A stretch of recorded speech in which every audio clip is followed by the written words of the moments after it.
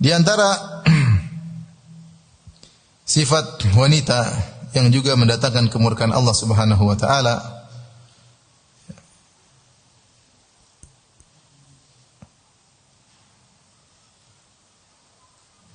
adalah wanita yang tidak sabar ketika terkena musibah. Dalam hadis riwayat Muslim, Rasulullah SAW bersabda, "An-naihatu idza lam ta'tub qabla mautiha tuqamu yaumal qiyamati wa 'alaiha sirbalun min qatiran wa dir'un min jarab." Sungguhnya an-naihah itu wanita yang meratap, menangis dengan teriak-teriak, meratapi orang yang meninggal, mungkin anaknya meninggal, mungkin suaminya meninggal, mungkin kakaknya meninggal, mungkin ibunya meninggal, mungkin kawannya meninggal. Kemudian dia meratap. Kata Nabi, kalau dia tidak bertobat sebelum dia meninggal dari perbuatan ratapannya tersebut, maka dia akan dibagikan pada hari kiamat kelak, kemudian disiksa, diberikan pakaian yang terbuat dari tembaga yang panas atau cairan logam yang panas, dan diberikan juga pakaian yang menimbulkan gatal yang luar biasa pada tubuhnya. Ya. Ini salah satu hukuman bagi wanita yang suka meratap. Apakah lelaki juga kalau meratap dihukum dengan hukum ini? Jawaban iya.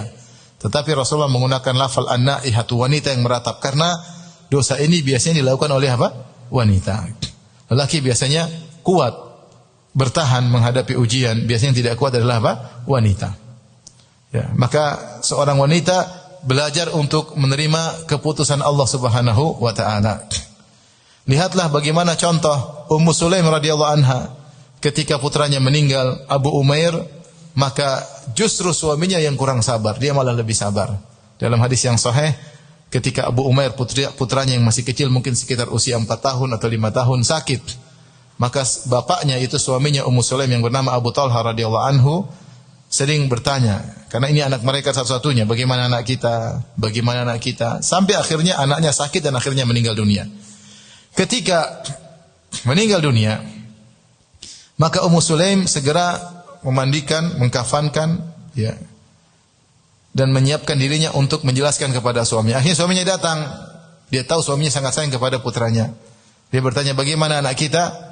Maka Ummu Sulaim berkata, lebih tenang daripada sebelumnya. Lebih tenang daripada sebelumnya. Maka suaminya menyangka bahwasanya anaknya sembuh atau lebih sehat. Ternyata lebih tenang, maksudnya sudah meninggal dunia. Maka Ummu Sulaim segera masakkan makanan yang enak, sehingga suaminya segera makan dengan lahap. Kemudian dia segera berhias dengan pakaian yang indah sampai suaminya berhasrat. Akhirnya dia gauli istrinya tersebut. Abu Talha menggauli istrinya. Setelah itu baru dia kabarkan, setelah suaminya hilang syahwat perutnya dan hilang juga sudah tersalurkan syahwat kemaluannya, maka dia bilang bahwasanya putra kita sudah meninggal dunia. Tapi apa dia sampaikan? Dia bilang, perhatikan, wahai suamiku, bagaimana menurutmu jika ada orang menitipkan suatu barang, kemudian yang dititipkan menggunakan barang tersebut, kemudian akhirnya orang yang menitipkan barang tadi suatu hari meminta kembali barangnya, apakah yang dititipkan berhak menolak? Tentunya tidak berhak. Itu barang sudah diuntungkan dia dititipkan dan bisa dia gunakan.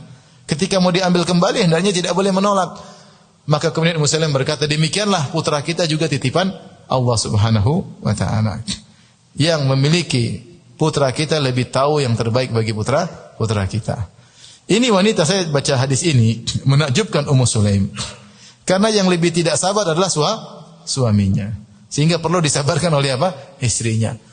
Banyakan wanita sebaliknya tidak sabar, justru suaminya yang menyabarkannya. Maka ibu-ibu perlu beriman dengan takdir, dengan iman yang benar. Sehingga kalau terkena musibah, sabar. Maka kalau terkena musibah, jangan lupa langsung mengatakan apa? Qadarullah wa ma syaa fa'al. Qadarullah, ini semua takdir Allah. Kalau kena musibah, jangan lupa segera mengucapkan inna lillahi wa inna ilaihi raji'un. Kalau terkena musibah, jangan lupa langsung mengucapkan alhamdulillah ala kulli hal. Ya. Sebagian wanita tidak, terkena musibah maka dia meronta-ronta.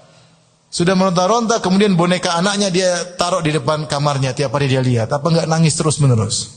Ya. Justru dia membuat dirinya mengingat kesedihan melulu. Maka jika wanita tidak sabar dengan musibah, kemudian dia robek-robek bajunya, dia meronta-ronta, teriak-teriak, wanita ini kalau tidak bertobat maka akan dimasukkan dalam neraka Jahannam. Maka belajar untuk menerima takdir Allah. Setiap kita terkena musibah, latihan. Kita bilang inna lillahi wa inna ilaihi raji'un. Ada piring pecah, bilang apa?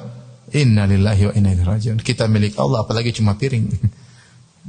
Ya. Ada anak jatuh, berdarah, inna lillahi wa inna ilaihi raji'un. Ya. Langsung ingat kepada Allah Subhanahu wa taala. Sehingga nanti ketika ada musibah lebih besar, kita mudah sabar dan tidak meronta-ronta. Karena di antara dosa besar adalah meronta-ronta ketika ada yang meninggal dengan meratapi, maka itu dosa besar.